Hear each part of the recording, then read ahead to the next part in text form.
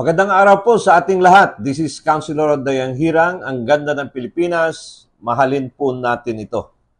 Sana po ay nasa mabuti kayong kalagayan sa buong mundo. Mga kababayan nating Pilipino, mga overseas Filipino workers, mga migrant workers, mga nakapag-asawa ng ibang or nasa ibang bansa na Pilipino at mga foreigners at sa buong Pilipinas. Maulan na po at sana po ay nasa mabuti kayong kalagayan. Pag-uusapan po natin itong POGO operation. Itong POGO ay ang tinatawag nito ay Philippine Offshore Gaming Operators. Ibig sabihin, ito yung mga nagpapalaro. Parang dito ang laro sa Pilipinas, ang nagpupustahan ay nasa ibang bansa. I'm not sure so much on technicalities dahil lang po hindi tayo naglalaro nito. But generally, under po ito ng Philippine Amusement and Gaming Corporation. Itong Philippine Offshore Gaming Operators or POGO.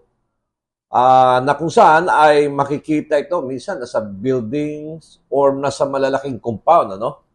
Dahil dito ay nagkaroon ng katakot-takot na investigation at especially dito sa area ng Pampanga, itong tinatawag nila si Mayor Go, na kung saan ay parang pumasok na rin yung AMLAC.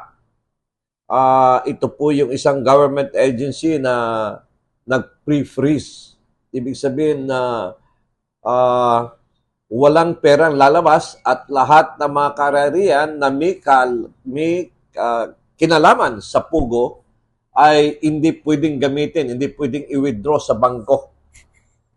Ito po yung latest development. The second is, of course, sinasabi ng PAGCOR, Philippine Amusement Gaming Corporation under the Office of the President, na hindi na po sila allowed mag-operate sa mga compound. Ito po ang binanggit ni Chief Executive Officer Alejandro Tinco na gumawa po ng announcement doon sa Senate hearing.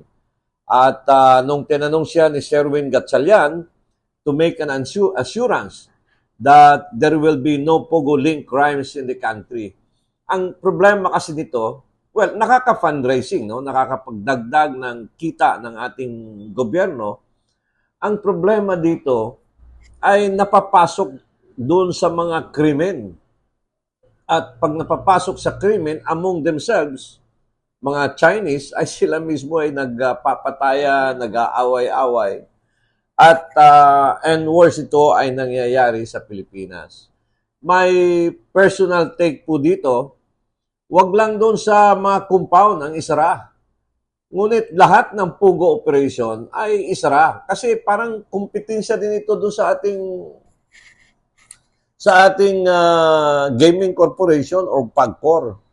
Bakit meron namang mga casino, pwede naman maglaro doon yung mga foreigners, bakit kailangan pa natin ng another group of person magpapatakbo ng almost the same na laro, no? If I will not be mistaken.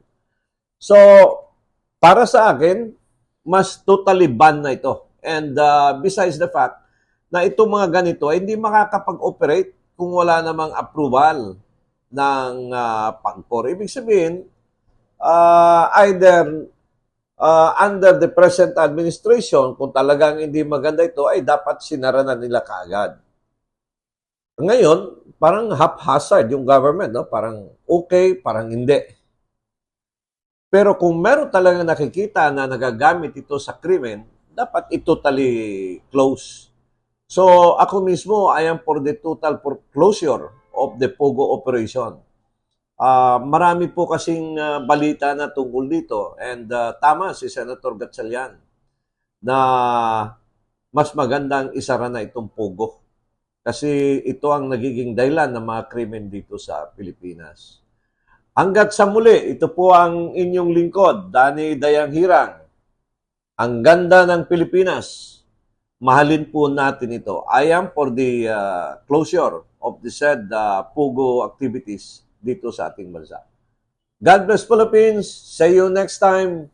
Maraming salamat po. A political analyst, Danny Dayang Hirang.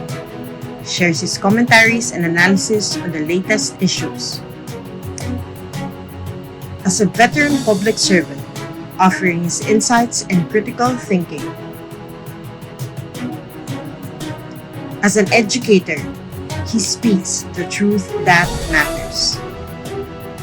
Our seasoned legislator, Danny Dayang-Hirang, is live every Monday, Wednesday, and Fridays at 6:30 to 7:30 p.m. via Facebook.